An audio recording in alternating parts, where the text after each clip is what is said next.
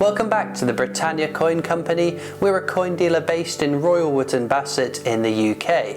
Recently we put a video together looking at some of the errors and variants of coins which you can find which are rather valuable and can net yourself a nice bit of profit. Today though we're going to be looking at some coins which are commonly mistaken as valuable errors and some which aren't even errors at all. So let's look at some of these. We start with a very common misconception, especially with those new to the hobby: upside down edge inscriptions. The £2 coin is the last coin in circulation to have an edge inscription. These differ with each unique design and usually relate to the design itself. The edge inscription is applied to the coin before the coin is struck, and this is done in a machine called the rimming machine. It forces the coin through a gap which is slightly smaller than the coin, which raises the rims on the coins, and with a plate added into the machine, as the coin goes through, the edge lettering is applied. The inner part and outer ring of the coins are then fed into a coin press through two hoppers, where they will come together and be struck with a design, thereby becoming coins. The blanks tumble into the machine, which means that it's luck of the draw as to which way round the edge inscription of the coin ends up. Given that it's chance as to what orientation the edge lettering is facing at the point of the design being struck, there is no right or wrong way for the edge inscription lettering to be. If you take a few of the same design coin and check for yourself, there's a good chance you'll have examples of the lettering being both ways up. Whilst we're talking about edge inscriptions, there is something to be said about the letters themselves. One error that comes up very often is the lettering around the rim of the Guy Fawkes £2 coin. Around the rim it reads "Remember, remember the 5th of November."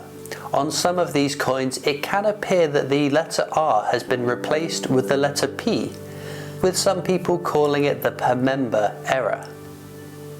This is not a rare error worth huge sums of money, it is simply a case that the kicker of the R isn't as visible. In fact, it's about as common as finding one with a clear R on the design too, so just go check your Guy Fawkes £2 coins too.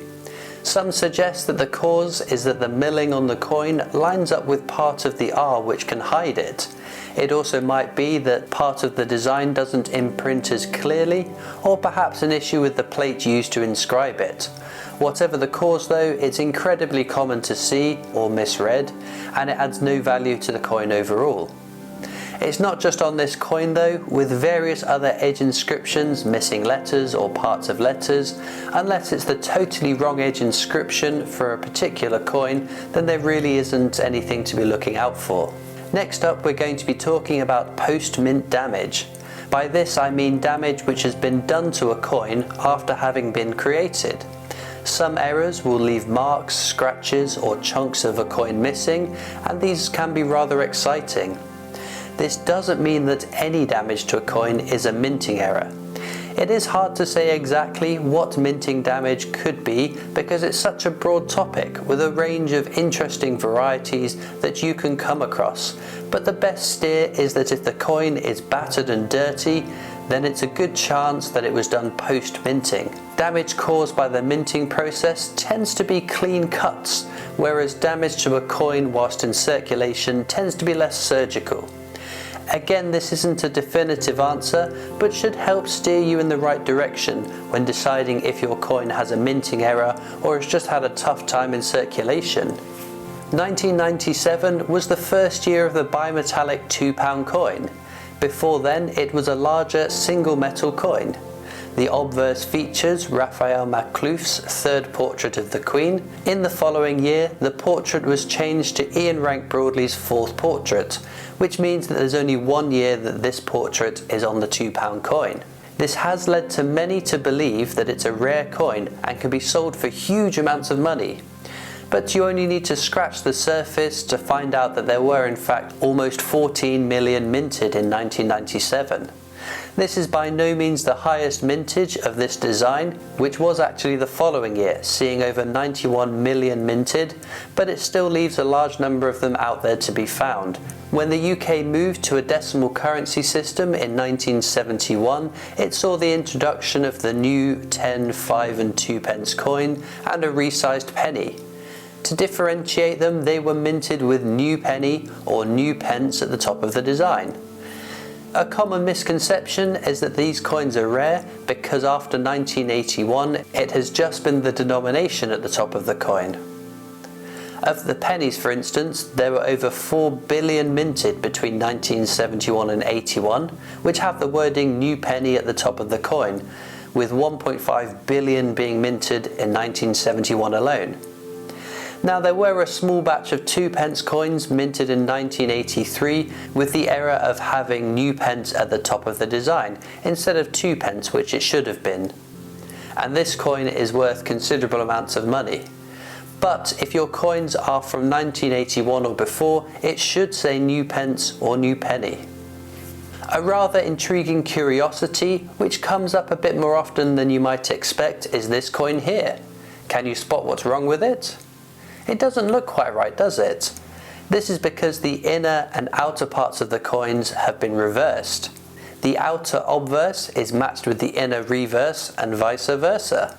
You'll see these come up from time to time being called minting errors, or the occasional person will come across it and assume that it's worth loads of money.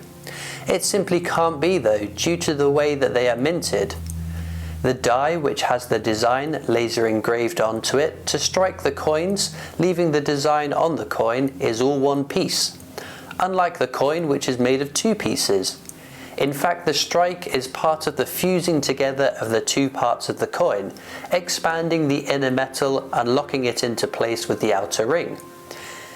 The only explanation for this is that someone has removed the inner piece and flipped it round and replaced it.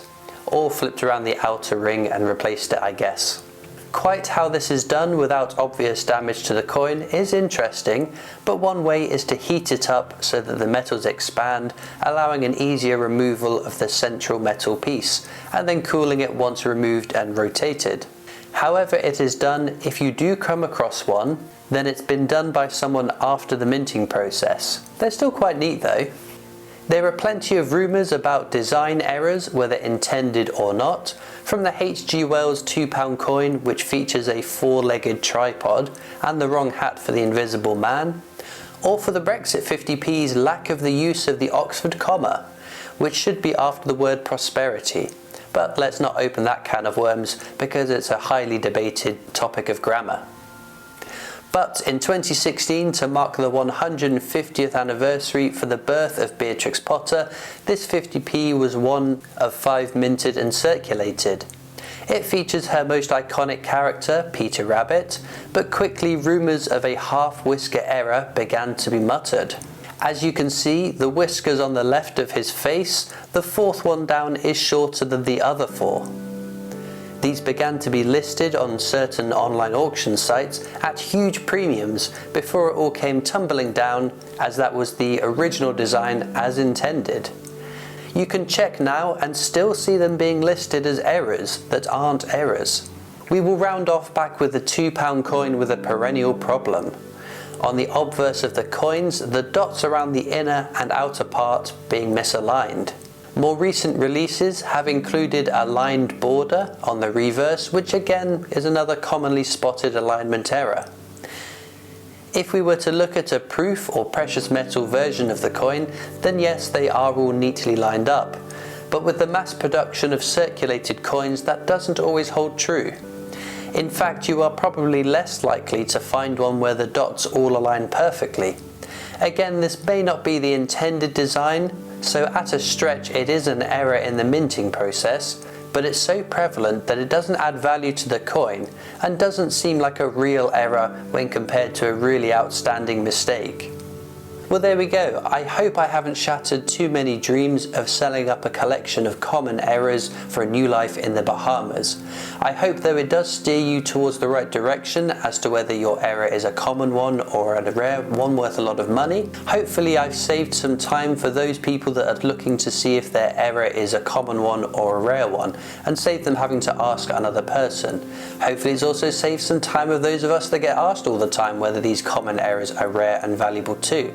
But let me know in the comments if there are any other common misconceptions about errors that you've come across.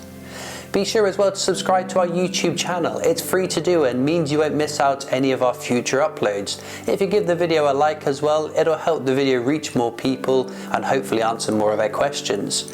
We are also on Facebook and Instagram, where we post lots of pictures of our coins. We're on Twitter and TikTok. We've got our shop and online store, and I'll see you next time for more amazing coins from the Britannia Coin Company.